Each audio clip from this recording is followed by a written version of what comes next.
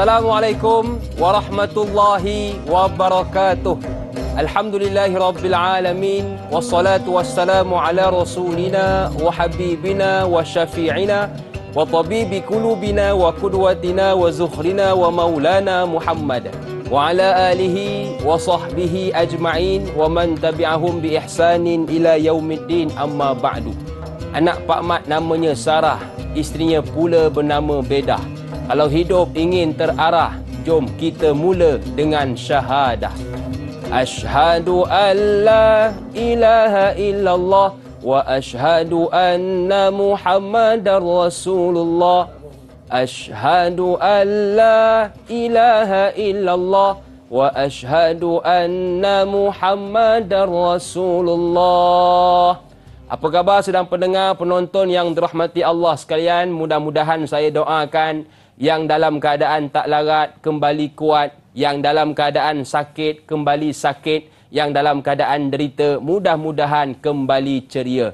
Alhamdulillah, yang pertamanya marilah sama-sama kita menyusun kalimah syukur kepada Allah Subhanahu wa taala kerana pada pagi subuh yang indah dan barakah ini dapat kita bertemu sekali lagi dalam program soal jawab terbaik pagi anda. Pastinya tanyalah Ustaz biar tahu, jangan keliru.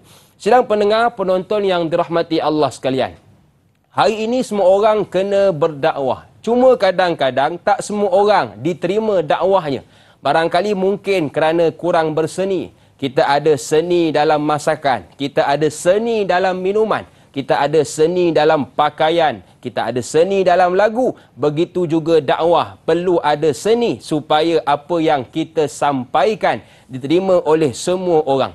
Sebab itu hari ini kalau kita lihat lagi-lagi di ruangan media sosial, ada orang berdakwah bagus, menulis, melukis, tetapi kadang-kadang kurang berseni, kadang-kadang tidak menghormati sesama kita. Maka pada pagi ini kita nak cuba belajar apakah itu seni dakwah. Bagaimanakah cara yang terbaik untuk kita menyebarkan sesuatu kebaikan kepada orang lain, dan kalau boleh kita nak apa yang kita sampaikan juga bermanfaat buat diri kita. Kadang-kadang ada orang kalau menegur orang nombor satu, dia tu da'i kalau menegur orang nombor satu, tapi kalau orang nak tegur dia, dia pun tak nak menerima. Ini tak boleh. Dakwah adalah teguran sesama kita. Saya tegur tuan-tuan dan puan-puan, tuan-tuan dan puan-puan tegurlah saya kalau ada kesilapan dan kekurangan, kerana setiap orang ada salah dan ada silap. Baik tuan-tuan dan puan-puan yang ingin bertanya, boleh buat panggilan yang pertama ke 1800-881677. Saya ulang kembali, 1800-881677. Kalau tak ingat, tak apa. Nanti ada keluar di bawah, tangkap gambar ya. Yang kedua, boleh bertanya melalui Facebook kita, iaitu Tanyalah Ustaz TV3. Pastikan soalan-soalan berkaitan topik pada pagi ini, iaitu seni berdakwah. Dan pagi ini Alhamdulillah saya ditemani oleh panel jemputan kita. Siapa lagi kalau bukan Ustaz yang kalau senyum ceria mukanya, iaitu Al-Fadhil Ustaz Muhammad Ilyas Ismail. Assalamualaikum Ustaz. Waalaikumsalam warahmatullahi wabarakatuh. Berseni sungguh. Sungguh. Dia punya mukadimah tadi tu. Alhamdulillah. Terima kasih Ustaz. Seni dakwah Ustaz. Alhamdulillah, seni dakwah. Terima kasih kepada Ustaz kita, Ustaz Muhammad Ilyas Ismail, yang sudi bersama dengan kita pagi ini untuk membicarakan tentang topik seni dakwah. Jadi kepada ibu-ibu, ayah-ayah, abang-abang, akak-akak, adik-adik yang menonton menerusi Facebook, jangan lupa buat 3S seperti biasa. Yang pertama, suka, tanda kita sokong kepada program agama. Yang kedua, siapa, dan yang ketiga, sebarkan juga kepada sahabat maupun keluarga kita yang lain. Baik, tanpa buang masa, jom kita dengarkan dahulu mukaddimah topik pagi ini, seni dakwah. Dipersilakan Ustaz. Baik, terima kasih.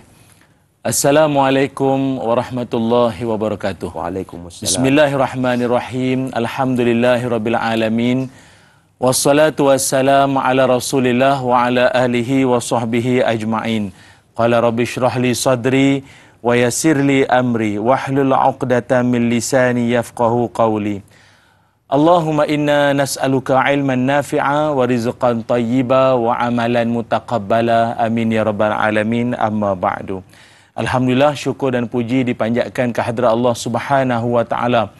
Dengan izin, ketentuan dan kasih sayang Allah, dapatlah kita sama-sama bertemu pada kesempatan Tanyalah Ustaz pada pagi ini. Terima kasih pada Da'i Hakim dan seterusnya pada seluruh kru penerbitan Tanyalah Ustaz, buat keluarga saya, bonda saya dan semualah lapisan masyarakat, para alim ulama, para pemimpin yang didoakan taufik dan hidayah.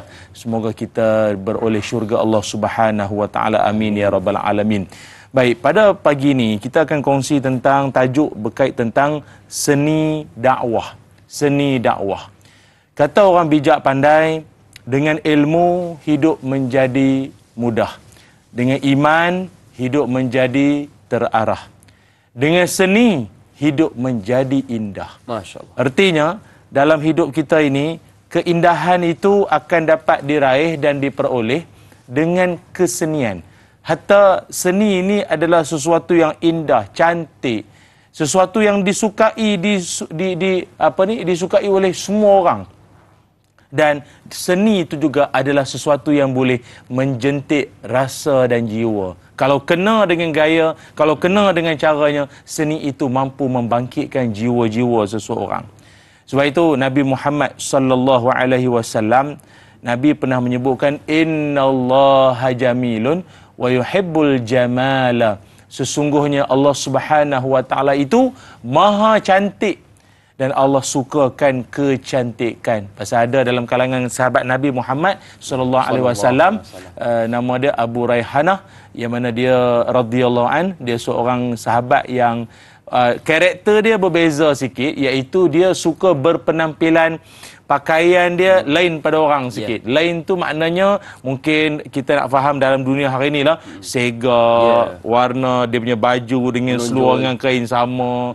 Kan, kalau dia ada motor dia punya warna dengan baju lebih kurang sama. Jadi dia tanya kepada Nabi, ya Rasulullah, adakah aku ini dikira sebagai seorang yang sombong dengan berpenampilan, bergaya begini? Seni lah. Kan, kata Nabi, tidak, itu bukan sombong. Dan hadis tadilah yang Nabi sebut, Allah itu cantik dan Allah sukakan kecantikan. Cumanya dakwah dan seni dia ibarat irama dan lagu, takkan boleh berpisah. Atau umpama raja dan rakyat berpisah tiada. Berseni sungguh pagi ni. Dia tak boleh pisah. Dakwah dengan seni dia tak boleh berpisah. Sebab dengan senilah dakwah itu dapat disampaikan dengan penuh keindahan. Dan dakwah ini luas. Sama ada dalam bentuk lukisan, ataupun dalam bentuk tulisan khat, ataupun dalam bentuk nyanyian. Macam Sunan Kalijogo dulu kan. Dia menyampaikan mesej-mesejnya itu menerusi nyanyian. Ataupun kita hari ini, bahasa hari ini orang panggil ia macam nasyid lah orang panggil kan. Dia punya penyampaian dia sangat halus sekali. Kita menungso sing urip nang dunia sedilut air. Semestinya kita golek bekalan secukupe. Ini ngomong Jawa ni. Ini orang Jawa ni. Dia kata apa? Ojolah sampai kita kabeh dari Klalen, jaluklah ampun karo pangeran kuasa. Itu maknanya apa? Dia kata kita manusia hidup di dunia sementara. Semestinya kita kumpul bekalan secukupnya. Janganlah sampai kita semua kelalen, terlupa. Jaluklah, minta ampunlah kepada pangeran kuasa. Ataupun minta ampunlah kepada yang maha kuasa. Banyak. Lir ilir. Banyak lagu-lagu dia yang kita, bila kita dengar, yalah mungkin beza sikit dengan bahasa kita, tapi rupanya mesej yang disampaikan itu penuh dengan keindahan. Itulah seni. Lagi apa? Seni juga dikaitkan dengan apa? Seruan dakwah yang sempurna. Dia panggil apa? Da'watut tammah. Apakah dakwah yang paling sempurna? Allahumma rabba hazihi da'wati tammah. Seruan yang paling sempurna, seruan apa? Seruan azan lah. Azan, seruan paling sempurna. Sebab itu, laungan azan juga kena seni. Maknanya orang yang laungkan azan itu Allahu Akbar, Allahu Akbar, ada alunan.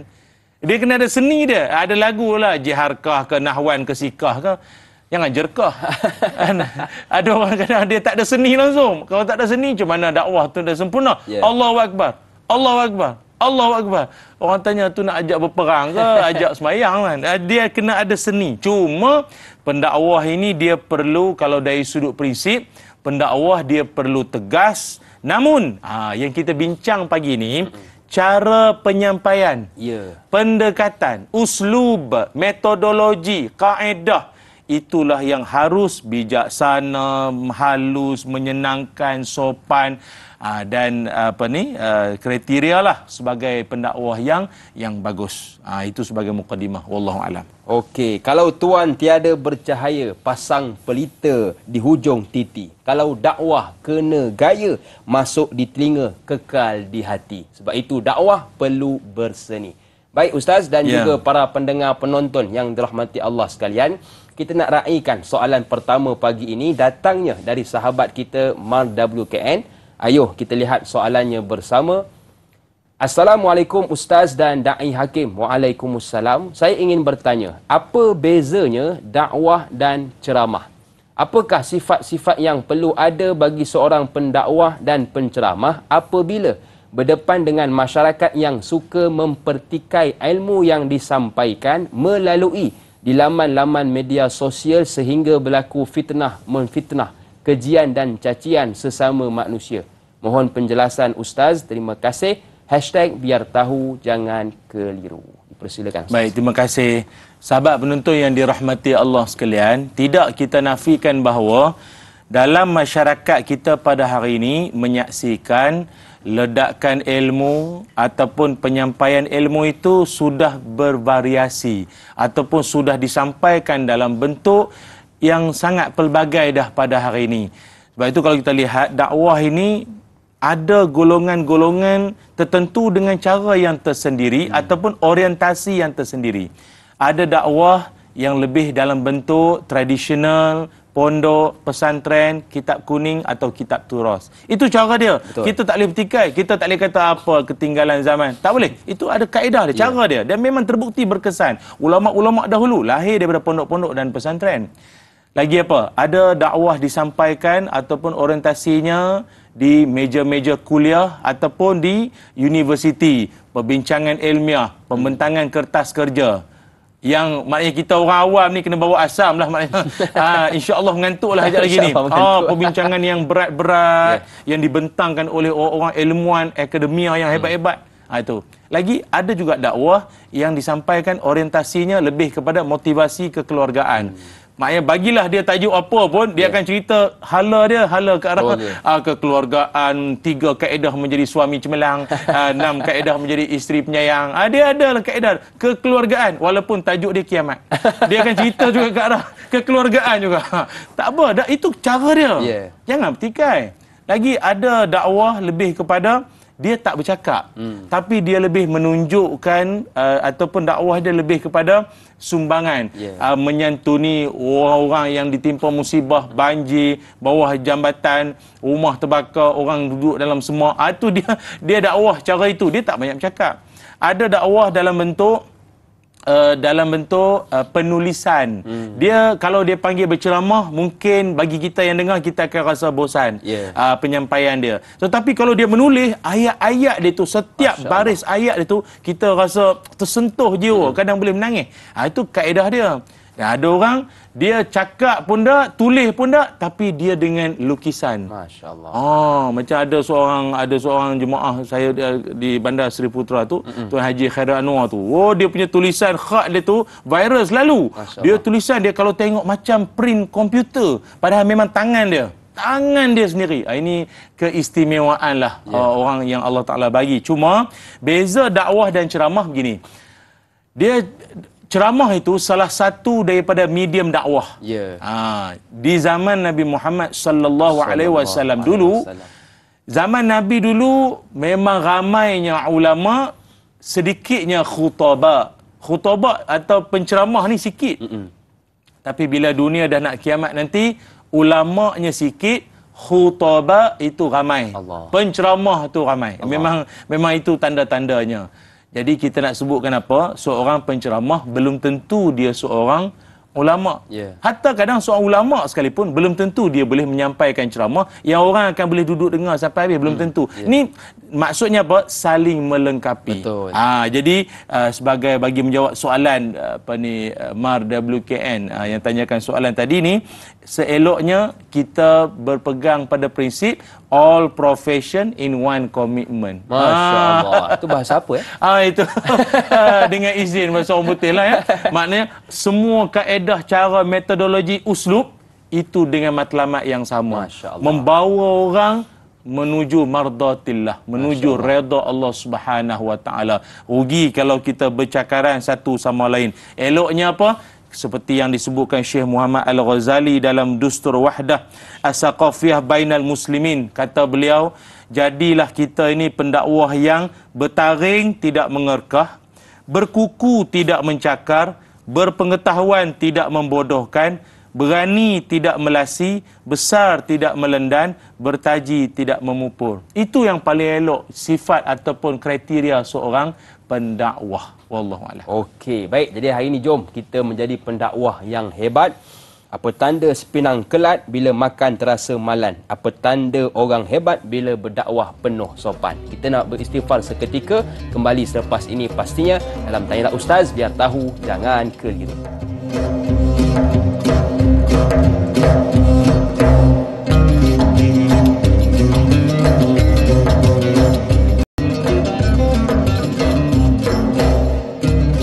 Terima kasih kepada anda yang masih lagi sudi bersama dengan kami dalam Tanyalah Ustaz, biar tahu jangan keliru. Masih lagi bersama dengan saya Da'i Hakim, juga panel jemputan kita Al-Fadhil Ustaz Muhammad Ilyas Ismail, membicarakan tentang seni dakwah.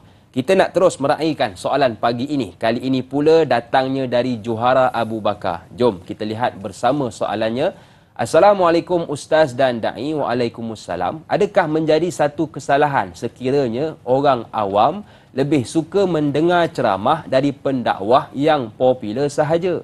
Mohon pencerahan Ustaz. Terima kasih. Terima kasih juga kepada yang bertanya. Dipersilakan Ustaz. Baik, terima kasih para penonton yang dirahmati Allah sekalian. Soalan hot ni sebenarnya. Ni agak hot sebenarnya soalan ni. Tak apa. Jadi jawab kena cermat. Pendakwa. Penonton-penonton yang dikasihi sekalian. Bila masyarakat kita meminati ataupun suka kepada penyampaian dakwah, itu merupakan satu perkembangan yang baik. Maknanya dia minat kepada penyampaian ilmu agama, dia minat pada nasihat-nasihat agama, itu perkembangan yang bagus. Tambahan pula, dakwah itu disampaikan oleh orang-orang yang mungkin dia minat. Mungkin selama ini dia hanya dengar nama, hanya tonton di kaca TV, kemudian dia dapat bertemu secara bersemuka, dia sangat seronok. Artinya apa? Ini macam satu kredit. Satu benda mudah bagi tugas para pendakwah itu menjalankan kerja dakwahnya. Sebab apa? Orang dah minat, senang kita nak sampaikan mesej tu. Berbanding dengan orang yang dia tak kenal kita ke, dia tak minat kita, kemudian kita nak ajak, memang payah sikit lah, dia makan masa sikit. Tapi kalau dia dah suka, dia dah apa, kadang kita baru bagi salam pun, isah dah kadang mungkin. Assalamualaikum warahmatullahi wabarakatuh. Allah, dia seronok dah. Cukup. Okey. Namun, dia ada namun pula kat ujung tu. Tolonglah janganlah bersifat pilih bulu dalam memilih guru. Guru ni selagi mana dia membawa ilmu yang benar, ilmu yang hak, maka kita belajarlah. Walau siapa sekalipun, ustaz TV ke, ustaz CCTV ke, pergilah belajar tuan-tuan. Jangan sesekali kita nak memilih bulu ataupun apa bulu yang ada, ambil je lah. Yang pentingnya guru itu dia benar-benar berilmu dengan ilmu yang benar. Macam tu. Dia benar-benar berilmu. Maaf. Ada juga kadang penyampaian yang daripada awal dia bagi salam, sampailah ke salam, satu patah ayat Quran pun tak keluar. Hadis pun tak baca. Mana-mana kalam-kalam, cakap-cakap ulama' pun tak sebut. Kelakar lawak sampai ke habis. Jadi, kita yang mendengar ni, nak menulis apa benda aku dapat daripada dia. Cerita lawak sampai ke hujung ni.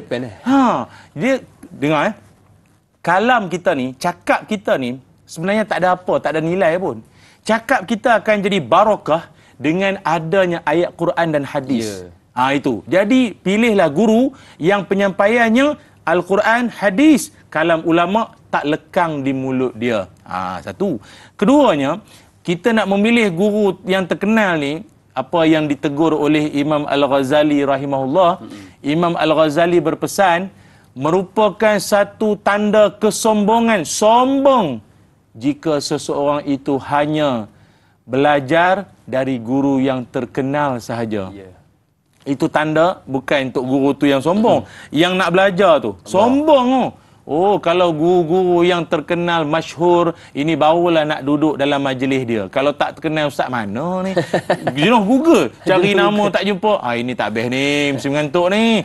Jangan. Kalau macam itulah sikap kita sebelum ini, bukan selepas ini. Sebelum ini, maka tolong perbetulkanlah. Kerana itu sifat kesombongan, kata Imam Al-Ghazali rahimahullah. Sebab ilmu, dia tak mengira siapa. Namun, satu juga teguranlah, ini secara peribadilah daripada saya sendiri.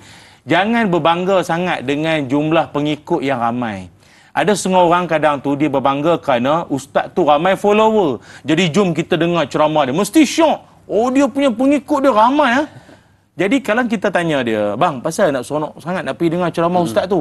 Ustaz tak tengok ke TikTok dia? Dia punya laman media sosial dia ramai follower. Mesti ceramah dia best.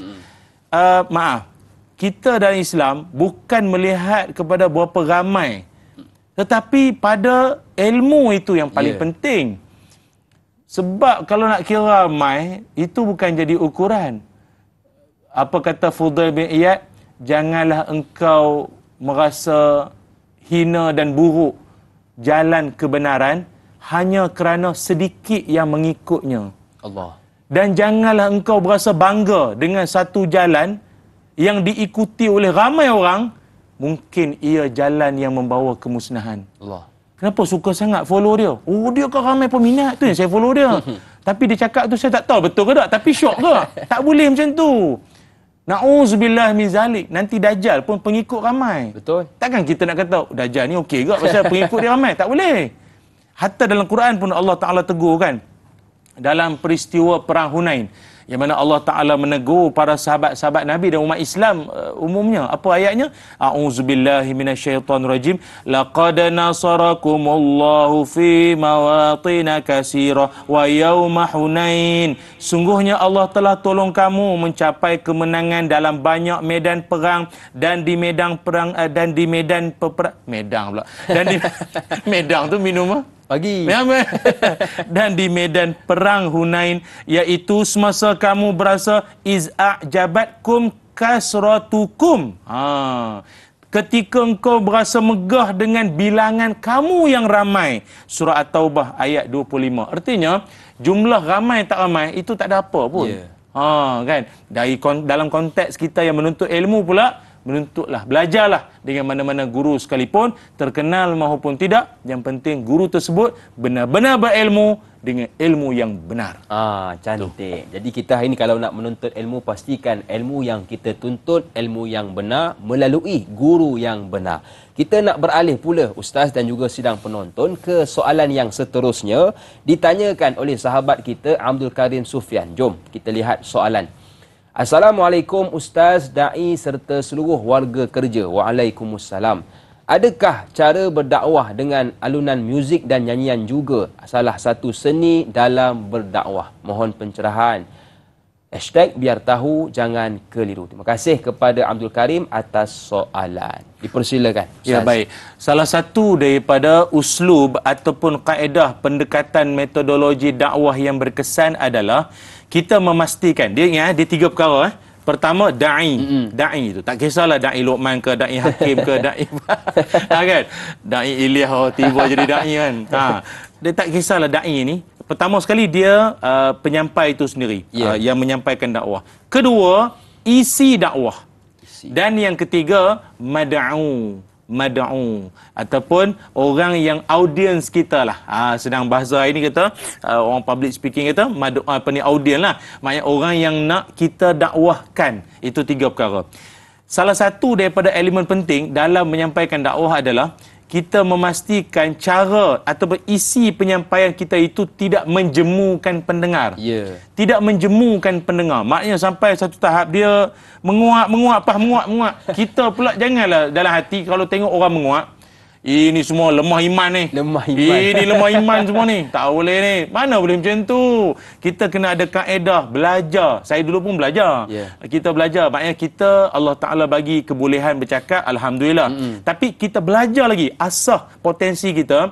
Oh, macam ni cara bercakap. Yeah. Oh, dalam masa 20 minit biasanya manusia dia punya graf dia akan mula menurun. Ketika menurun tu apa benda kita nak up balik. Dalam cakap pula mesti ada carrot and stick. Ada warning dan amaran dan juga ganjaran. Yeah. Apa lagi? Kaedah-kaedah lah. Jadi benda itu dia jadi umpama orang menyampaikan lagu lah. Yeah. Dia ada intro, kemudian dia ada chorus. Kadang lagu sekarang ni dia ada rap-rap sikit. Lepas tu kat ujung tu, okey. Jadi dia ada bermain dengan emosi. Betul. Penyampaian penceramah pun sama. Kena ada main emosi sikit. Barulah kadang-kadang orang, habis dah. Macam tu. Dia tak terasa. Bukan penceramah tu baru bagi salam, bila nak habis. Terus tanya. Cara bagi salam pun orang dah rasa macam dah tertarik bila nak habis. Tak apa, dia soal lemah iman apa cerita lain. Maksud saya ni, kita sebagai penyampai ni, kalau ditanyakan adakah dalam bentuk apa tadi, nyanyian ke apa? Ya, betul. Ya. Maknanya kalau nak menyampaikan dakwah dalam bentuk nyanyian, ini bakat. Yeah. Ini bakat masing-masing. Tak semua orang boleh menyanyi. Atau ustaz-ustaz pun tak semua boleh menyanyi. Tak bolehlah kita membanding-banding. Ustaz tu syok, dia pandai menyanyi. Ustaz ni tak pandai menyanyi. Janganlah macam tu, nak menyanyi sangat bukan ceramah namanya. Betul.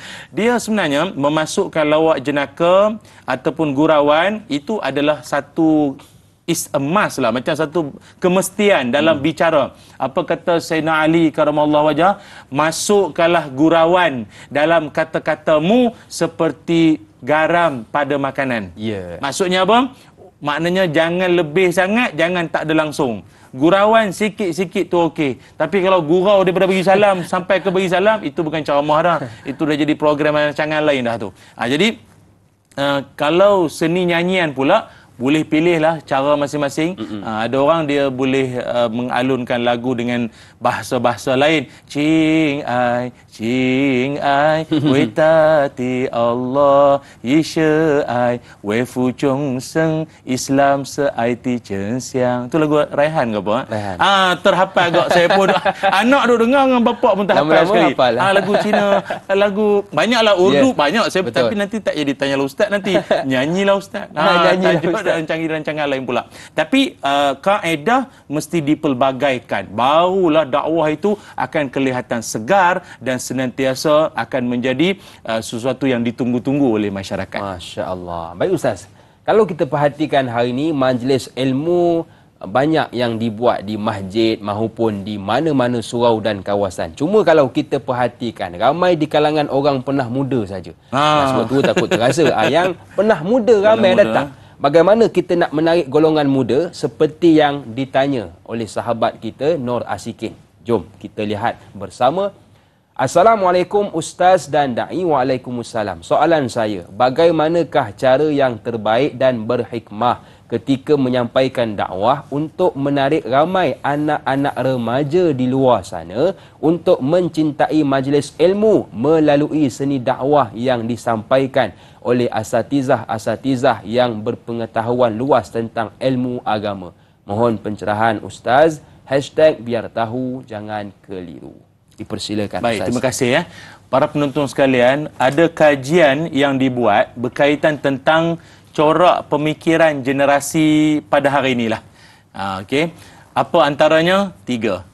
Pertama sekali, generasi muda pada hari ini, dia tak suka pada satu bentuk penyampaian yang meleret, yang panjang.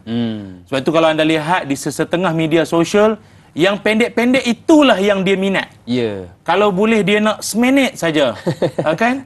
Marilah kita semayang. Semayang itu mendekatkan kita pada Tuhan. Dan jomlah kita semayang. Jangan buang masa. WhatsApp guys. Bye-bye WhatsApp semua. guys. WhatsApp guys. Dia macam tu. Nak pendek-pendek. Dia macam kita ni agak tradisional sebenarnya. Yeah. Baca ya Quran dulu, hadis dulu, pandangan ulama. Dia boring dah. Aduh. Dia mula. Jadi kita kena pandai sesuaikan. Jadi pertama, dia tak boleh nak panjang-panjang sangat. Tapi macam mana Ustaz? Kami diberi masa 1 jam untuk ceramah. Tu kena pandai main lah. Kena pandai aturkan. Sebab itu saya sendiri secara peribadi, saya tiap-tiap kali saya ceramah, saya susun isi ceramah saya. Dulu, masa awal-awal ceramah dululah. Lawak pun saya susun. Kat mana nak buat lawak, kat mana nak nyanyi. Saya susun macam RO lah, macam running order kan. Kalau orang media dia tahu lah, kita ada susunan ni. Kejap lagi nak buat lawak bila, cerita apa, sampai saya susun. Supaya kita nak penyampaian kita ini lebih senang diterima dan dia punya end up-nya, hujungnya nanti orang akan lebih suka pada Islam. Betul. Dia memang Islam dah, tapi dia lebih suka dan menghayati tu. Kita ni asbab saja, bukan kita nak menyuruh orang ke arah kita kan. Okey, satu. Yang keduanya, corak pemikiran generasi muda hari ini adalah mereka ini lebih kepada apa-apa yang dia orang ni tak peduli sebenarnya siapa kita. Maksud saya, kita punya latar belakang, ustaz, profesor madya, mufti, pemimpin, YB, dia tak pedulilah siapa. Yang penting, dia nak ikut sesuatu yang boleh bawa kelainan kepada dia. Betul. Kadang-kadang dia macam mana nak cakap pasal kita pun tak apa muda sangat. Jadi kau boleh lagi consider boleh muda lah kan. Nampak muda. Kan. Jadi dia tak peduli dia tak peduli. Walaupun kita kata ni cakap mufti, mufti tak mufti. Dia macam tu. Dia nak pandangan yang mungkin agak berbeza sikit daripada arus biasa ini. Namun kita pendakwah kena pandai untuk macam mana kita nak tarik dia. Walaupun dia berpahaman begitu, tapi dia boleh terima secara halus. Ada kaedah dia. Dan yang ketiga, corak pemikiran generasi pada hari ini, dia tak boleh terlampau serius. Walaupun perkara itu serius, tak boleh. Memang kita bincang tentang soal neraka, tapi dia tak nak neraka sepanjang ceramah, dia tak nak. Dia nak sekali-sekala dia ke syurga sekejap, cerita bidadari sekejap, macam tu. Jadi benda-benda ini harus kita terima akan situasi ini supaya kita perbaiki mutu penyampaian dakwah kita agar membawa orang lebih dekat kepada Allah Subhanahu Wa Taala. Anak murai di atas nangka, mati di palu orang seberang. Hati manusia tak boleh baca, maka dakwah kena merancang. Kita nak meraihkan seorang pemanggil di talian. Assalamualaikum. Siapa di sana? Waalaikumsalam warahmatullahi wabarakatuh. Da'i Hakim dan juga Ustaz Muhammad Ilyas Ismail. Saya Wafas bin Abdul Majid dari Felda, Cini, Timur 3, Pekan, Pahang. Assalamualaikum Ustaz dan Da'i. Waalaikumsalam warahmatullahi wabarakatuh. Ya, saya nak tanya begini Ustaz. Silakan Tuan. Ustaz, kadang-kadang kita ni dengan ceramah, biasalah ceramah Ustaz. Ustaz ni kadang-kadang Ustaz ni bukanlah Ustaz macam Ustaz Ilyas, Ustaz TV yang glamour, itu lain lah. Semua orang kenal, orang faham apa dia cakap kan. Jadi kadang-kadang orang minat apa yang dicakap di ceramah. Ni kadang-kadang Ustaz ni daripada sekolah pondok ya, yang dah berumur sedikit. Dan kadang-kadang ada yang kata aku mengantuk lah kalau Ustaz ni bagi ceramah. Jadi tak saya begini Ustaz. Apakah ceramah Ustaz-Ustaz yang tak tumpuan kepada tajuk sebenar, tapi dia berkias-kias je Ustaz. Contoh dia tidak terus kepada macam Ustaz cakap, Ustaz Ilyas ni, Ustaz yang glamour-glamour Ustaz TV ni. Jadi mereka ni kadang-kadang berkias je. Maklumlah orang tua-tua dulu dia taklah direct to point tu, tak. Dia terus ada sekarang-sekarang ni kadang-kadang dia tengok gini-gini berkias-berkias. Kadang-kadang orang yang faham, ada yang tak faham. Apakah ini juga dikirakan seni dakwah ke? Macam mana ke Ustaz? Ataupun bagaimana bentuk cara penyampaian yang sebegini rupa yang berkias ini tidak pada direct to the point ini macam yang orang sebut sekarang, orang kampung saya sebut macam itulah Ustaz. Jadi apakah ini juga dikira sebagai seni dalam dakwah? Itu saja soalan saya. Senyum nampak gigi, ada rezeki kita jumpa lagi. Terima kasih banyak Ustaz dan Da'i. Assalamualaikum. Waalaikumsalam warahmatullahi wabarakatuh. Saya tunggu yang hujung je tadi tu. Baik Ustaz, hari ini ada orang berdakwah dengan cara berkias, ada orang straight to the point. Bagaimana? Dipersilakan. Baik, terima kasih ya. Terima kasih pada Tuan Haji Omar yang senyum nampak gigi. Yang tak ada gigi macam mana? Okey, dia macam ni. Secara umum, kaedah dakwah ni pelbagai. Kalau tengok dalam fiqh dakwah kan, fiqh dakwah itu lagi luas perbincangan. Cuma saya dapat rumuskan macam ni. Tak kiralah latar belakang daripada, saya minta maaf lah, kalau boleh elakkanlah kita daripada menggelar-gelar mana-mana asatizah kita. Tu ustaz mana tu? Itu kan ustaz UKM tu. Itu ustaz mana? Ustaz itu ustaz UAE. Ini bukan ustaz pondok. Kadang-kadang dia ada je kat belakang tu tak seronok dengar. Betul Ustaz. Je tu. Itu ustaz pondok je. Allah. Itu ustaz you Malaysia aje. Allah. Bukan you Padang Pasir, you tak boleh lah macam tu. YouTube ke you apa pun tak boleh lah, U-turn ke apa. Tak boleh cakap macam tu. Jangan menggelar-gelar. Kan? Dia beginilah, saya ringkaskan begini ya. Apa latar belakang ilmu yang kita belajar ataupun para pendakwah lah khususnya, 4 kaedah ini kalau boleh kita cuba terapkan. Kan? Perlahan-lahan, sikit sebanyak. Tak semestinya dakwah yang menarik itu dengan nyanyian, dengan berpantun, dengan gurindam ataupun dengan lawak jenaka. Mungkin 4 kaedah ni juga adalah pendekatan dakwah yang menarik. Ada je pendakwah-pendakwah kita yang syarahan dia tak ada lawak, tak ada nyanyian, tapi orang dengar kadang sampai menitis air mata. Betul. Pun ada. Banyak kaedah dia. Mungkin 4 ini boleh membantu. Apa dia? Pertama sekali, al-qudwah qabla da'wah. Al-qudwah qabla da'wah. Apa maksudnya? Al-qudwah qabla da'wah, menunjukkan contoh sebelum menyampaikan dakwah. Jadi maknanya kita sebagai seorang pendakwah, bila diundang, dijemput dengan wajah tersenyum, sapa orang kampung, tanya siapa imam sini, tanya siapa tok empat sini, siapa pegawai syarak sini. Jadi nampak tak? Kita menunjukkan. Tak ada menyombong, datang terus straight sampai ke meja kuliah dah. Tegur siapa, tanya, lepas tu tengok, oh ini hujan sini ya. Oh ini tak yalah, walaupun orang kampung tak adalah ustaz salji. Tak adalah nak gurau begitu kan. Satu. Yang keduanya iaitu at-ta'lifu qabla ta'rif. Memikat hati sebelum memperkenalkan. Kita ada satu tajuk ceramah kita, tapi sebelum kita nak membawa tajuk ceramah kita itu dikupas dan dihurai, at-ta'lif, menjinakkan hati dulu. Mulakan dengan kalimah cakap-cakap. Kadang-kadang kalau tak ada gurindam sangat pun, puji cukup lah. Betul. Dalam banyak-banyak masjid saya pergi, masjid ini istimewa. Sebab apa? Kembali selepas ni lah aku. Cantik. Kita nak tahu sebab apa. Berhenti seketika, kembali selepas ini pastinya dalam Tanyalah Ustaz. Biar tahu, jangan keliru.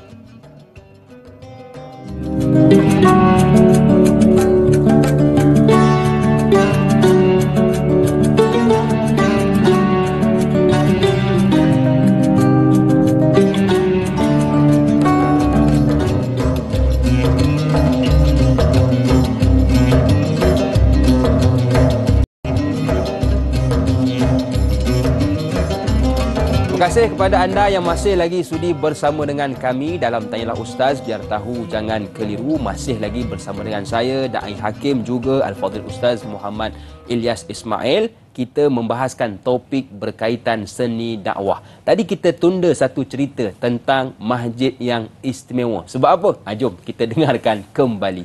Dipersilakan. Baik, terima kasih. Contoh, kadang sebenarnya apa yang kita sedang bincangkan ini adalah tentang kaedah ataupun salah satulah daripada kaedah-kaedah yang dibentangkan para alim ulama akan cara, uslub, metodologi dakwah yang berkesan. Yang tidak semestinya dengan menggunakan kaedah nyanyian ataupun kaedah pantun gurindam semua, tapi mesejnya sampai menyentuh hati mad'u ataupun para pendengar, audiens kita. Pertama, kalau boleh saya ulang kembali ya. Pertama tadi apa dia? Al-qudwah qabla da'wah. Menunjukkan contoh kepribadian kita, personaliti kita yang baik sebelum kita menyampaikan dakwah. Kedua, at-ta'lifu qabla ta'rif. Tadi apa? Membeli jiwa, kata produser. Macam itulah. Kita memikat hati mereka sebelum kita memperkenalkan atau menghuraikan tajuk ceramah syarahan kita. Yang memberi jiwa. Jadi salah satunya tadi itulah, kita puji-pujian dulu kan. Sampai-sampai tu kadang saya tak pandai pantun, saya tak pandai nak buat lawak apa. Tak apalah. Tuan-tuan membeli jiwa dulu audiens kita. Cantik masjid tuan-tuan, sejuk pula tu.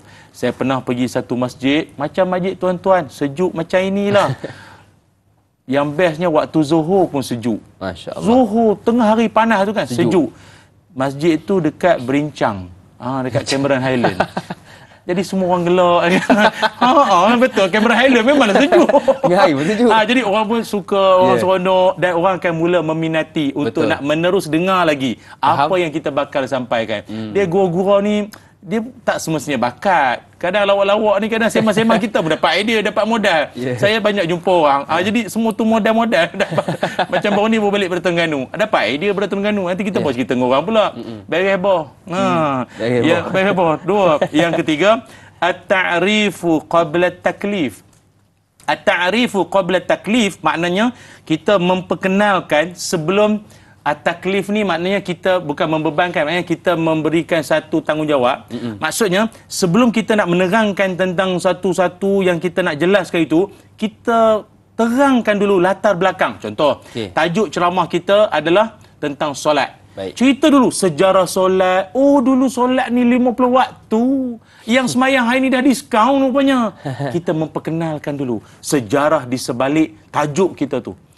Ibadah kurban. Dulu kurban ni, kan cerita. Jadi orang akan menjiwai. Oh, akan rasa seronok. Dan yang keempat, at-tadarruj fit taklif. Berperingkatlah dalam nak memberikan satu-satu taklif ni. Satu-satu maknanya apa-apa yang kita nak sampaikan itu berperingkat. Jangan terus straight untuk maknanya orang akan terasa oh beratnya. Betul. Contoh solat sunat tarawih. Jangan terus bagi tahu kata kalau ikutkan dalam Islam kita ada kitab menyebutkan solat sunat tarawih ni sampai 200 rakaat. Pak Haji tu dengar longgar lutut belum Ramadan lagi, longgar dah lutut 200 rakaat. Aduh, tak tahu hidup budak lagi ni husnul khotimah dah perasan. Jadi bagi tahu kata paling-paling pun tarawih 8 rakaat. Jadi orang dengar tu dia berperingkat, rasa rajin lagi, esok cuti tak ada benda nak buat, malam ni buat 20 rakaat. Berperingkat. Macam itu. Jadi dengan kaedah-kaedah ini akan membuatkan dakwah itu akan lebih berkesan dan efektif. Baik. Okey Ustaz, kita nak meraihkan seorang pemanggil di talian. Assalamualaikum, siapa di sana? Waalaikumsalam warahmatullahi wabarakatuh. Saya Ismail. Okey, soalan saya Ustaz. Adakah seni dakwah ini lebih mengutamakan kepada kaum keluarga dahulu sebelum kita berdakwah kepada masyarakat umum? Itu je soalan saya pagi ini. Terima kasih. Assalamualaikum warahmatullahi wabarakatuh. Waalaikumsalam warahmatullahi wabarakatuh. Terima kasih kepada Tuan Ismail atas soalan. Adakah dakwah perlu dituju dahulu kepada keluarga terdekat atau bagaimana? Dipersilakan. Ustaz. Baik, terima kasih sahabat penonton yang dirahmati Allah sekalian. Juga pada Encik Ismail yang mengajukan soalan. Oh, macam sebut nama ayah pula Azhar kan. Tuan-puan semua, memang betul. Kalau ikutkan tingkat dakwah kita itu adalah bermula dengan keluarga kita terlebih dahulu. Kan apa Allah Taala sebut apa? Qu anfusakum wa ahlikum nara. Peliharalah dirimu dan ahli keluargamu daripada azab api neraka. Jadi pelihara dirimu dan ahli keluargamu. Kalau nak ikutkan wa ahlikum itu ahli keluarga pun ya, dan juga yang terdekat dengan kita pun ya juga. Dan kalau ikutkan Nabi Muhammad sallallahu alaihi wasallam dalam peringkat dakwah permulaan Nabi, sebelum dakwah secara terang-terangan, dakwah secara sembunyi, itu kan bermula dengan isteri Nabi dulu, sepupu Nabi Sayyidina Ali karamallahu wajhah, dan yang keluarga terdekat terlebih dahulu. Dan namun saya akuilah bahawa dakwah pada keluarga ini tidak semudah dakwah pada orang luar. Betul. Kerana keluarga kita, dia lebih mengenali kita. Dia lebih mengenali kita. Dan pada satu tingkat tu, kita nak bercakap pula tentang Islam, tentang itu dan ini, tentang agama. Mungkin keluarga tak adalah nak mencebik muka, tapi jauh dalam hati mereka, dia orang kenal kita ni siapa dulu. Pak Long, marilah kita bertakwa pada Allah SWT. Dalam hati Pak Long tu, yang curi selipar aku dulu hang lah, tapi tak apa, hang dah jadi ustaz dah. Kan? Yang curi telur ayam aku dulu engkau juga, tapi tak apalah. Dah jadi penceramah dah, dai pula tu. Contohlah kan. Tapi tak apa, ini tidak menghalang kita untuk terus berdakwah. Bermula dengan keluarga terlebih dahulu. Baik, jadi hari ini kalau boleh kita perhatikan keluarga kita, sanak saudara, ahli keluarga, supaya mereka juga kita tegur dan bagi peringatan. Baik, kita nak meraihkan yang seterusnya, juga pemanggil di talian. Assalamualaikum, siapa di sana? Waalaikumsalam warahmatullahi wabarakatuh. Apa khabar Dai? Alhamdulillah sihat. Tuan apa khabar? Alhamdulillah, macam ni lah. Alhamdulillah. Apa khabar Ustaz? Alhamdulillah sihat. Alhamdulillah, okey. Ya. Macam ni Ustaz, kenaan dengan seni dakwah ni kan, saya nak bagi pencerahan ataupun mungkin nak Ustaz bagi pedoman atau tips kan. Ada orang atau golongan lah Ustaz kan, apabila sebelum ni dia jadi orang biasa-biasa ni Ustaz kan, dia senang didekati, dia senang ditegur, dia senang dibagi pandangan apa semua kan. Ya. Tapi apabila dia dah dapat jawatan tu, tak kira lah jawatan kekuasa ke kan, dia dah lain. Makna seni jadi tak inklusif. Dia more kepada eksklusif. Ya. Jadi seolah-olah macam dia detektor. Apa aku cakap kau mesti dengar. Walaupun dia tu dulu ada orang biasa, dia pun kadang-kadang dia nak samakan dia punya taraf tu dengan penceramah yang atau ustaz-ustaz yang kebenaran dia memang benar apa dia cakap. Itu yang jadi masalah Ustaz. Dan yang ada tu pula dia rasa seolah dia yang muda ni kan, yang jadi masalah yang muda ni dia dah lupa diri dia lupa asal usul dia. Allah. Adab dia pun dah tak ada, dia nak orang tua lah, hormat dia. Ya. Masalah lah tu Ustaz kan. Jadi mohon Ustaz bagi pandangan atau pedoman atau tips lah macam mana kita nak tangani orang macam ni. Baik. Boleh Ustaz eh? Sama-sama. Terima kasih kepada yang bertanya Tuan Baharudin dari Ceras, Kuala Lumpur. Mungkin Ustaz boleh jawab dalam jawapan yang ringkas untuk soalan daripada Tuan Baharudin. Baik, terima kasih. Terima kasih ya. Boleh saya rumuskan begini ya sebagai jawapan. Seseorang yang menuntut ilmu, semakin dia menuntut ilmu, dia akan semakin tawaduk. Itu je. Ulama-ulama yang terlalu ramai sekali dengan ayat dan pesanan yang pelbagai, tapi dapat saya simpulkan adalah semakin tinggi ilmu seseorang. Mungkin dia sebelum ini biasa-biasa, kata Tuan Haji tadi kan. Kemudian bila dia mungkin dia sambung belajar ke ataupun dia pergi menuntut ilmu dengan mana-mana guru, tanda ilmunya sudah pun membekas di jiwa dia adalah dia akan kembali sebagai seorang yang sangat tawaduk, cermat dalam bercakap, luhur tutur bicaranya, sangat santun kepribadian. Itu saja. Kalau tidak, artinya ilmu yang dia peroleh bagikan tidak berkesan, tak membekas di jiwa dia, ataupun yang kita doa apa? Ilman nafi'ah. Ilmu yang bermanfaat itu seolah-olah macam tak sampai pada jiwa dia. Harap menjawablah soalan tu kerana kita pun kesuntukan masa. Kan? Wallahualam. Okey, kita nak berehat seketika. Teruskan bersama dengan kami selepas ini dalam Tanyalah Ustaz, biar tahu jangan keliru.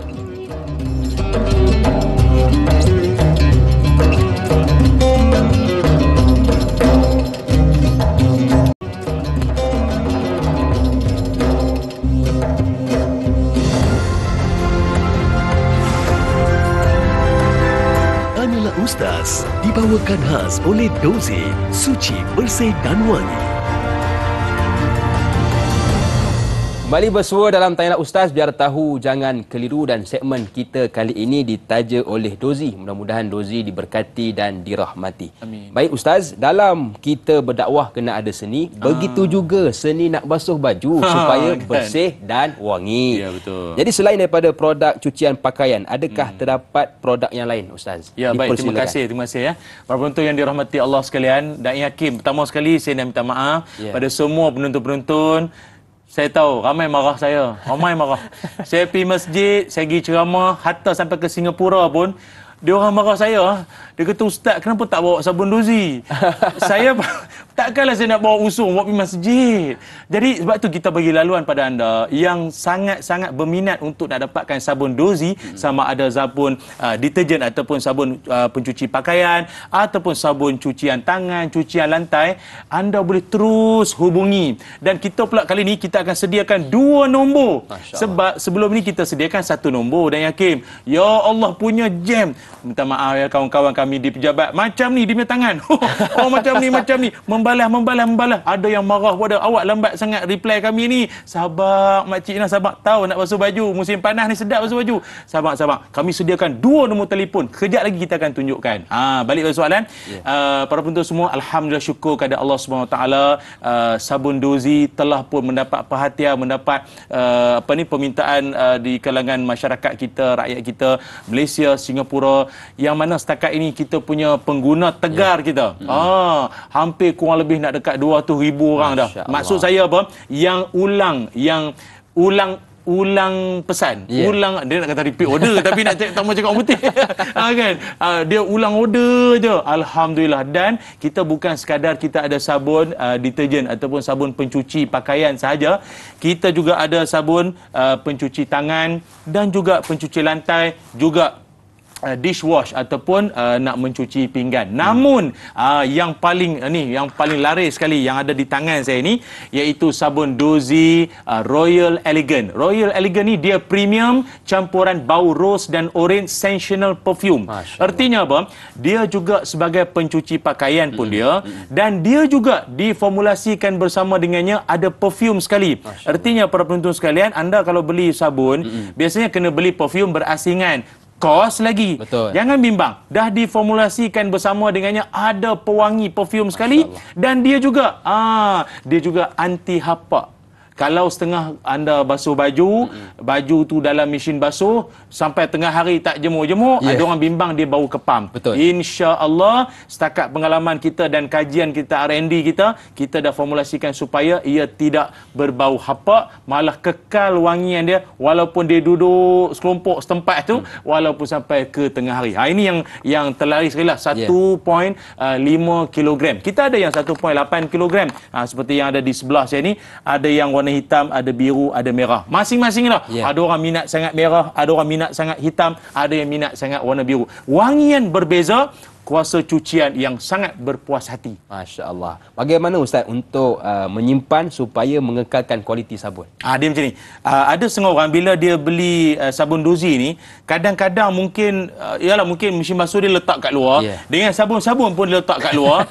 Bila dia terdedah pada pancaran matahari, bila dia panas, minta maaf lah macam saya selalu sebut, jangankan kata sabun, suami pun kalau biar berjemur dia akan berubah warna. Jadi sabun Dozy pun sama, janganlah biar dia duduk tengah panas, kerana kita bimbang kualiti dia akan berkurangan nanti, ataupun bau dia akan makin lama makin kurang. Simpan pada suhu bilik, pada tempat yang terlindung. Okey, kalau dapat anda saksikan pada paparan Kaca TV pada waktu ini kita punya CEO kita, Datuk Syukri, selaku pengasas atau founder kepada Dozy, yang mana alhamdulillah kita dah buat pelbagai inovasi dalam Dozy selama ini. Kita ada lori, yang mana lori ini lebih kepada kita nak mendekati masyarakat yang selalu tanya mana kami dapatkan. Ada di setengah pasaraya kita dah ada, dan juga kita menerusi ejen dan juga stokis. Jangan buang masa, jom jadi keluarga besar Dozy sekarang. Jana pendapatan bersama dengan kami. Ada nombor talian yang tertera, tangkap layar, screenshot, ambil gambar, masuk dalam grup. Jom bersama-sama dengan kami. Alhamdulillah ada dalam kalangan stokis kami yang kurang lebih hampir 200 orang di seluruh negara, dan juga termasuk di Singapura. Kita ada di kalangan stokis kita yang sampai jana pendapatan dalam setahun 5 juta ringgit. Sale dia, kita rasa syukur pada Allah. Kerana apa? Produk yang berkualiti, orang guna pun puas hati, ada jaminan halal jakim pula tu. Dan maknanya kalau anda sekalipun ada yang kata saya nak mula berniaga, tapi saya takut nanti tak ada orang beli. La ilaha illallah tuan-tuan. Sabun basuh baju mana ada orang tak guna? Hari-hari orang basuh baju, katakan pakai baju, lepas tu tukar baju lain, mesti orang akan basuh. Sama ada dia jual ataupun anda boleh guna sabun itu sendiri untuk kegunaan sendiri. Boleh scan kod QR yang tertera untuk anda hubungi langsung dengan pihak kami. Adakah Dozy mempunyai pelbagai varian wangian dan saiz, Ustaz? Ya, seperti yang saya kongsikan sebentar tadi, kita ada bermacam-macam jenis wangian, kita ada macam-macam jenis flavor bauan lah. Kalau macam contoh cucian tangan yang ada di sebelah kanan saya pada waktu ini, kita ada strawberry, kita ada bauan apple, ada bauan grapefruit. Maknanya bila anda kerap cuci tangan, tangan pun berbau harum. Okey, yang paling penting sekali kita nak elak daripada tangan kita ni ada kuman setelah kita buat kerja rumah dan sebagainya. Dan penting juga anda dapat lihat adanya dishwash, iaitu basuh pinggan.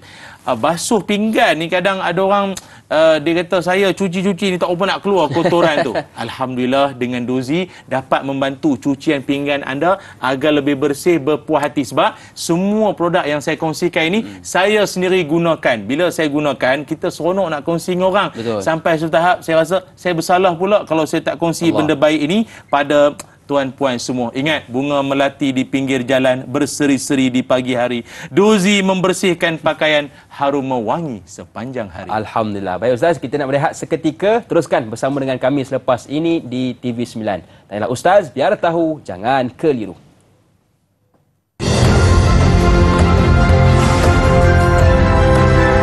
Tanyalah Ustaz dibawakan khas oleh Dozi, suci, bersih dan wangi.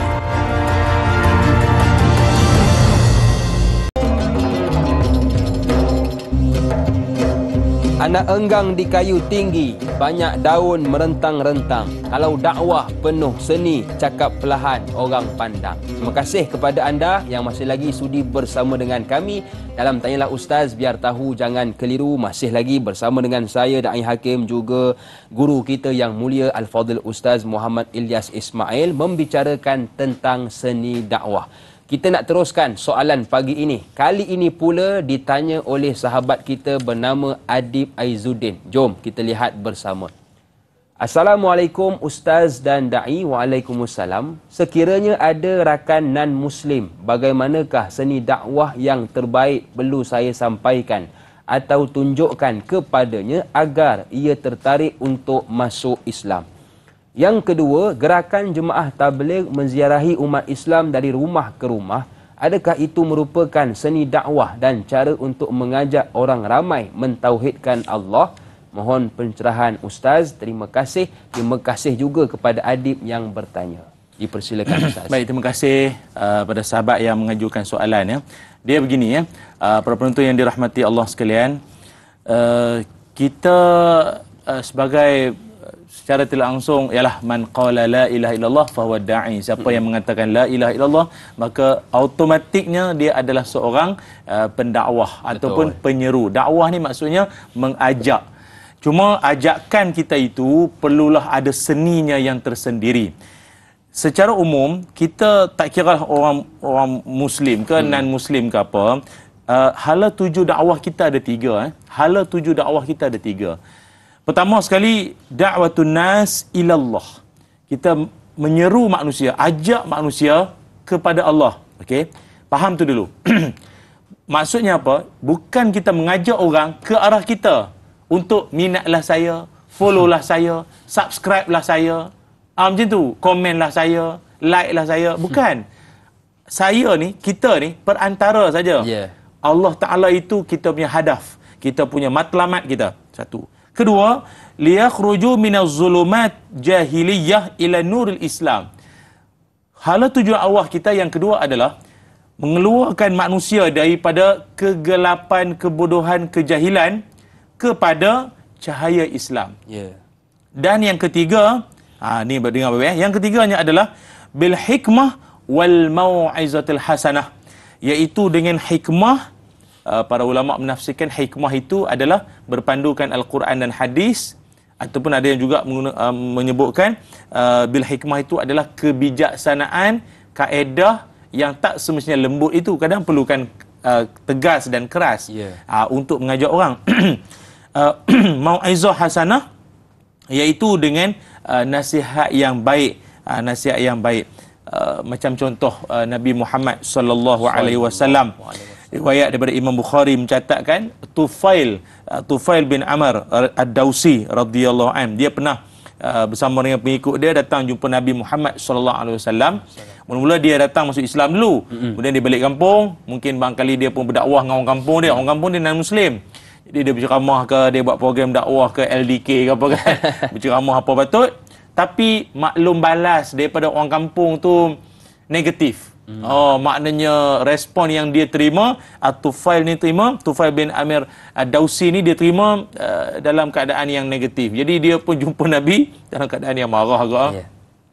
Dia kata, ya Rasulullah, sungguh orang Daus, orang kampung dia, orang Daus ni memang derhaka dan menolak. Ya Rasul, doakanlah kepada Allah agar timpakan bencana bagi mereka itu.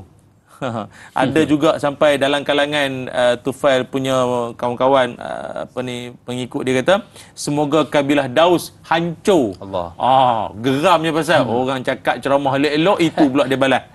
Nabi Muhammad sallallahu alaihi wasallam pun bersabda, Nabi kata apa? Allahumma hdi Dausan wa'ti bihim. Ya Allah, berilah hidayah petunjuk kepada orang-orang Daus dan datangkanlah mereka berhijrah ke Madinah.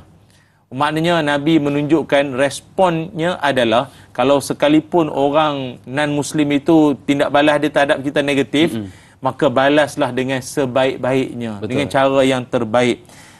Sebab apa? Imam Syahid Hasan Al-Banna pernah menyebutkan ketika kita berhadapan dengan orang-orang yang mungkin pelbagai pelbagai reaksi, maksud saya yang negatif ni semua, kalau kita mudah nak melenting, mudah nak marah sangat, sampai Imam Hasan Al-Basri kata apa? Dia kata kunu ma'an nasi kasyajar yarmunahu bil hajar yarmihim bis samar. Oh, cantik ayat. Dia kata jadilah kita ini seperti pokok yang bersama manusia. Mereka baling kita dengan batu, tapi kita gugurkan kepada mereka buah-buahan. Maksudnya balas dengan cara yang terbaik. Saya percaya ada rakan-rakan yang masuk Islam dan dia cuba dakwah keluarga dia. Namun mungkin maklum balas yang dia terima itu mungkin dalam keadaan yang agak tak menyenangkan hati dia. Namun bersabarlah.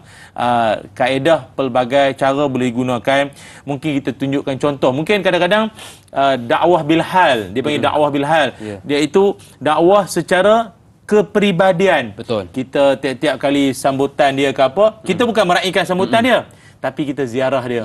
Bagi makanan yang kita masakkan, bagi ke dia rasa apa hadiah. Kita tahu birthday dia bila, sambut, dan kita doakan. Boleh tak kita doakan non-Muslim? Boleh, selagi mana mereka masih hidup. Boleh kita doakan semoga you dapat rezeki banyak, anak comel-comel, kan semoga hidup you selamat. Okey, tak ada masalah. Atau didoakan hidayah, tu lagi baguslah.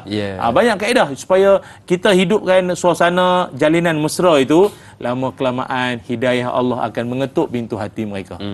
Baik Ustaz, tadi kita dah bicarakan tentang dakwah kepada remaja, orang muda, dan sekarang kita nak beralih pula kepada yang pernah muda ataupun warga emas lah Ustaz. Jadi bagaimana cara yang terbaik, seni yang terbaik untuk kita mendekati warga emas ini? Okey, dia macam ni ya. Untuk orang lama ni, orang lama betul. Orang lama ni, orang berpengalaman ni, kita kena ada seni dia. Betul. Satu prinsip yang saya nak ajak tuan-puan semua kita pegang, juga para pendakwah di luar sana. Nabi Muhammad sallallahu alaihi wasallam, Nabi berpesan, "Inna min ijlalillahi ikrami dzi syaibatil muslim." Nabi menyebutkan sesungguhnya salah satu daripada pengagungan kepada Allah, kita mengagungkan Allah itu dengan cara apa? Memuliakan orang-orang Islam yang beruban. Orang Islam beruban. Maknanya orang-orang lama, orang veteran, orang legend. Otai. Otai ni semua, kita respect sama mereka, hormat dengan mereka. Itu juga salah satu kita mengagungkan Allah Subhanahu Wa Taala. Sebab dengar orang tua, senang faham orang tua dia pernah muda. Betul.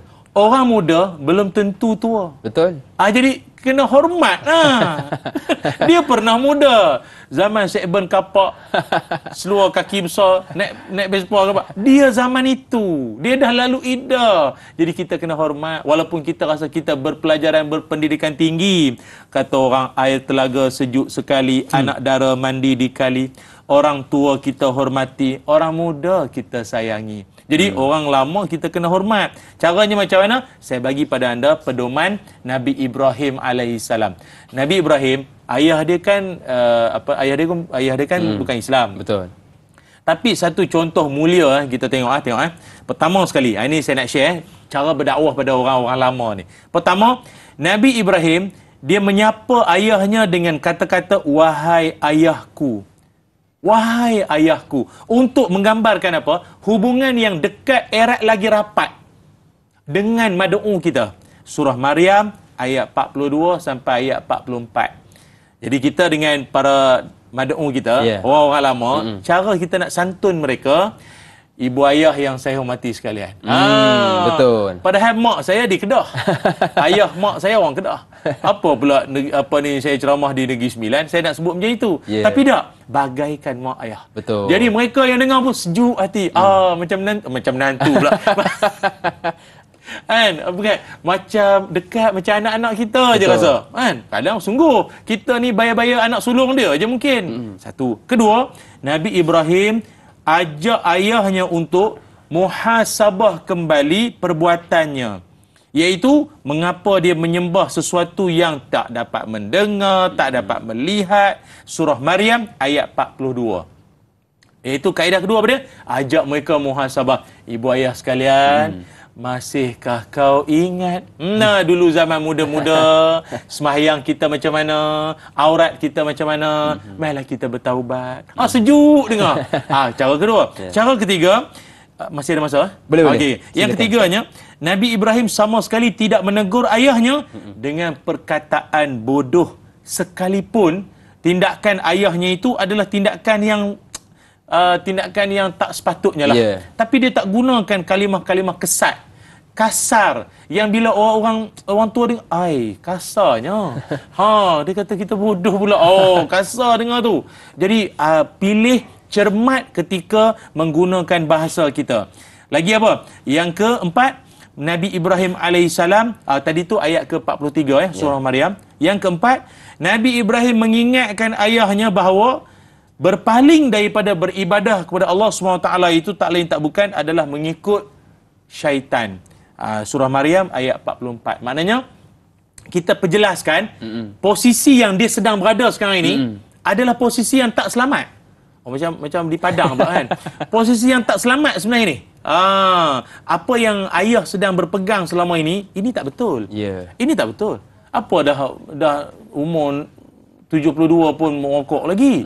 Posisi macam ini tak selamat. Bahaya. Membahayakan kesihatan.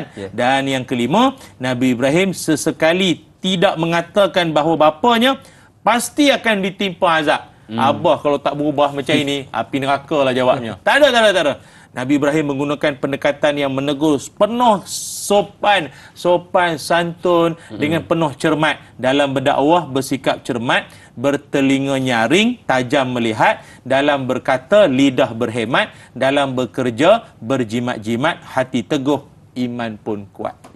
Baik. Jadi itu 5 pesanan daripada Ustaz untuk kita amalkan supaya dakwah kita lebih sampai dan diterima ramai. Kita nak bertasbih seketika, kembali selepas ini pastinya dalam Tanyalah Ustaz, biar tahu jangan keliru.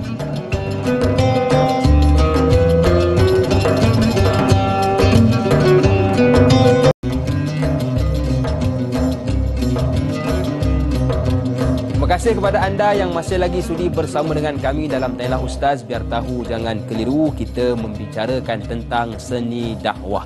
Baiklah, kita nak terus ke soalan yang seterusnya, ditanya oleh Intan Zurina Abdul Razak. Ayuh kita lihat bersama.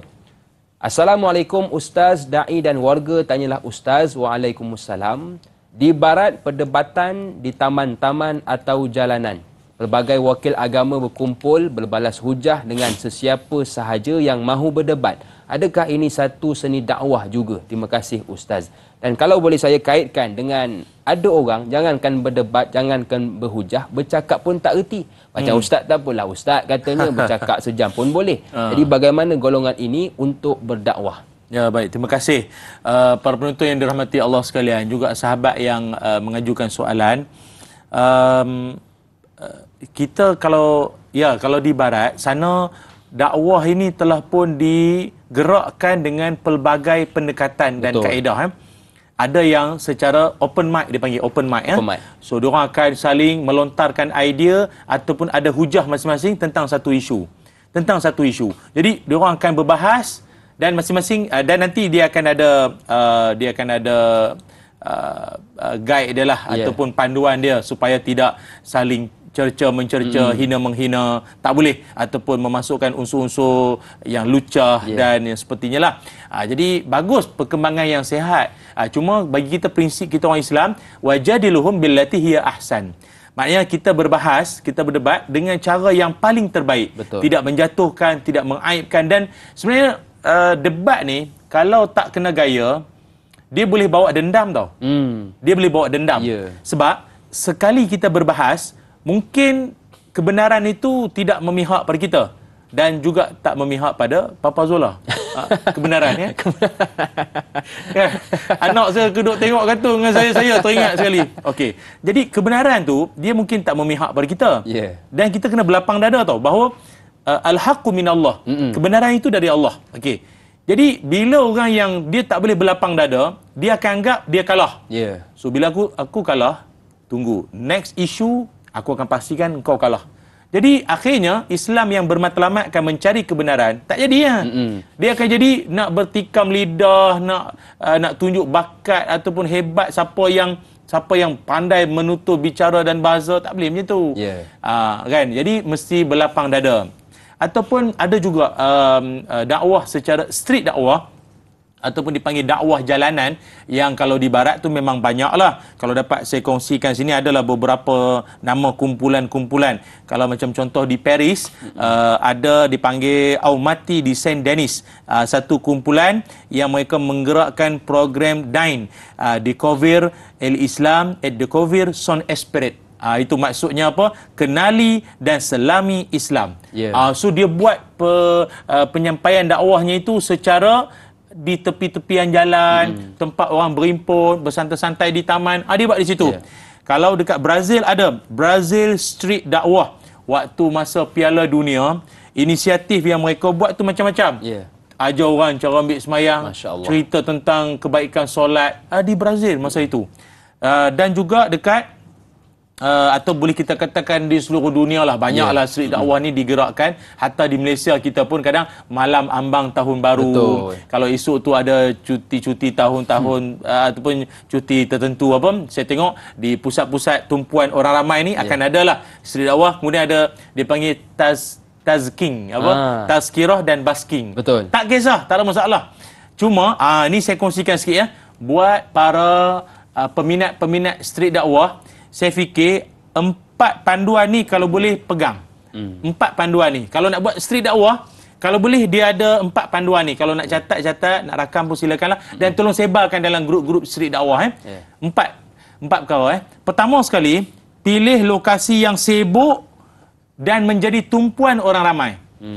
Kalau ceramah dekat air terjun, hari orang kerja dan hari orang sekolah, siapa nak dengar? Situ banyak monyet, banyak tak kena. Cari tempat tumpuan orang ramai. Biasanya pusat membeli belah. Tapi semua ini mesti dengan permit ataupun dengan keizinan. Jangan main buat ya.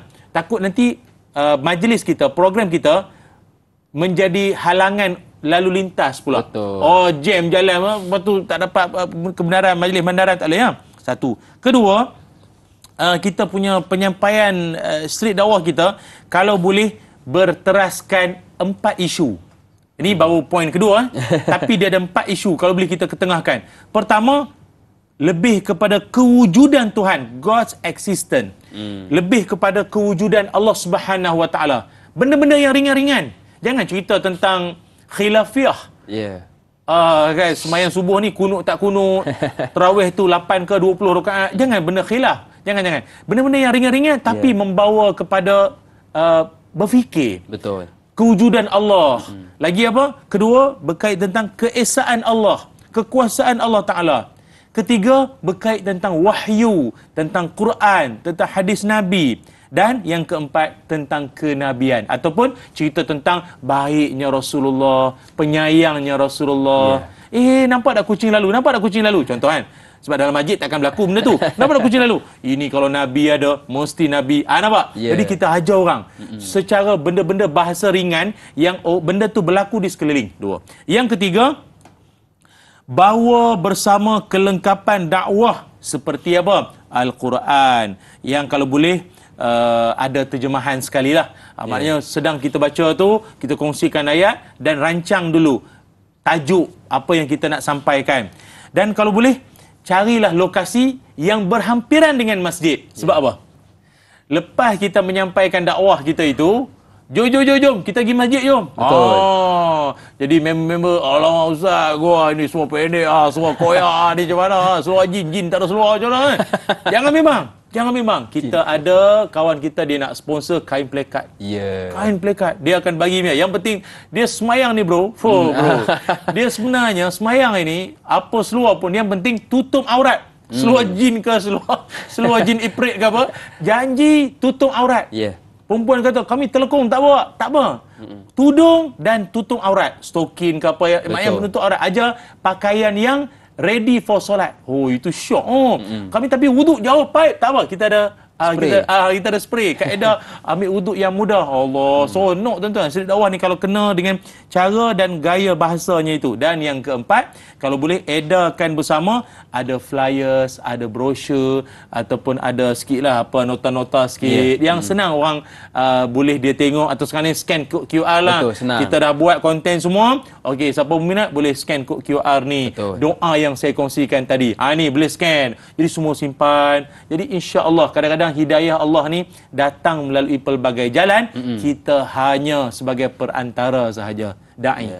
Baik Ustaz, hari ini bila kita membicarakan tentang seni dakwah, Ustaz orang lama dalam dakwah. Jadi ada satu soalan berkaitan pengalaman yang ditanyakan oleh Jura Azrin Sufian. Jom kita lihat bersama. Assalamualaikum Ustaz, Da'i dan semua. Waalaikumsalam. Soalan saya, apakah cabaran yang perlu dihadapi oleh para pendakwah masa kini dan bagaimana yang dikatakan sesuatu dakwah yang disampaikan berjaya, terutama dari pengalaman Ustaz sendiri? Mohon pencerahan, terima kasih. #biar tahu, jangan keliru. Okey, macam ni ya. Saya bukanlah berpengalaman, tapi ada pengalaman. Tapi ramai lagi ustaz-ustaz kita di luar sana yang jauh lebih banyak pengalamannya yang boleh dikongsi dengan masyarakat. Namun, setakat saya yang bagaikan anak kecil yang baru mengaji ni, saya boleh kongsikan begini. Kita bila berhadapan dengan masyarakat, kita kena bersiap sedia dengan respon yang pelbagai pada masyarakat kita. Kita tak boleh mengharapkan yang indah-indah ataupun permaidani indah dibentangkan untuk kita. Tidak.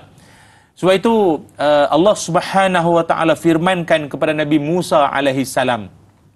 Apa dia Allah Taala firmankan? Izhaba ila fir'auna innahu tagha faqula lahu qawlan layyinan la'allahu yatadhakkaru aw yakhsha. Sadaqallahul azim. Surah Taha ayat 43 sampai ayat 44. Kata Allah, pergilah kamu berdua kepada Fir'aun. Siapa? Nabi Musa dan juga Nabi Harun. Sesungguhnya Fir'aun itu telah melampau. Maka berbicaralah, berdakwahlah kamu berdua kepada Fir'aun itu dengan kata-kata yang layyinan, lemah lembut. Fir'aun tu. Betul. Allah kata, berbicaralah engkau dengan Fir'aun itu dengan lemah lembut. Mudah-mudahan dia ingat ataupun takut. Kisah ini sebenarnya mengingatkan kita pada satu kisah di mana Khalifah Al-Ma'mun Ibni Harun Ar-Rashid pernah didatangi oleh seorang pendakwah yang mana biasalah pemimpin kan akan adalah kekurangan yang nak ditegur. Cuma barangkali pendakwah itu agak keras dan mungkin agak kasar kot cara penyampaian dia. Sampaikan Tuan Khalifah rasa macam tak baguslah, tak sesuai cara begini, macam marah, macam ayat-ayat yang kasar. Akhirnya apa kata Khalifah Al-Ma'mun? Dia kata apa? Nasihatlah aku dengan sopan. Cakaplah baik-baik. Sebab Fir'aun itu lebih jahat daripada aku.